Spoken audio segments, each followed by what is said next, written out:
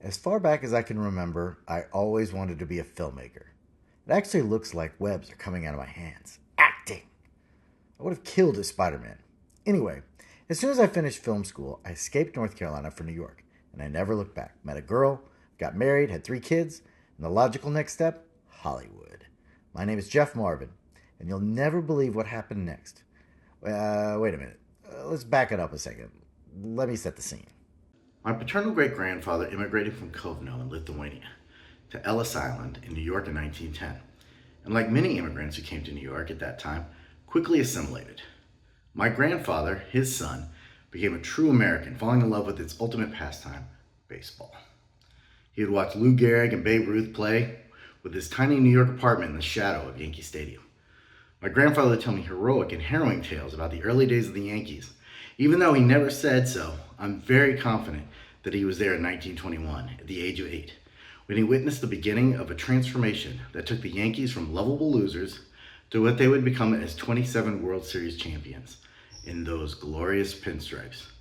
Now fast forward to late 2023. My wife is months away from getting her degree as an Orthodox rabbi. She's out of 75 women who have achieved this goal, which is pretty remarkable. I work in the film industry for one of the big studios, and like the early Yankees, I was in a rut.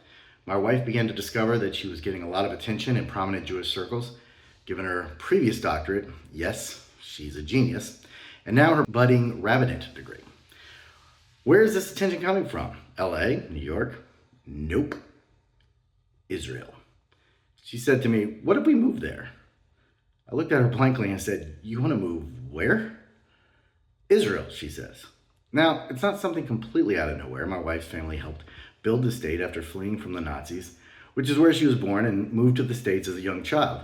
Again, I said, "Where?" She said, "This is a big opportunity for me and us as a family.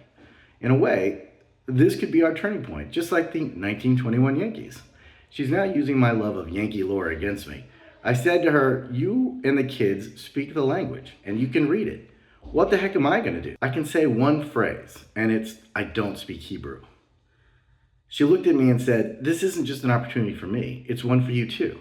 We need to shake things up, take some chances, like the Yankees did, when they sat Wally Pipp because of a headache to play Lou Gehrig instead, and he never left that position."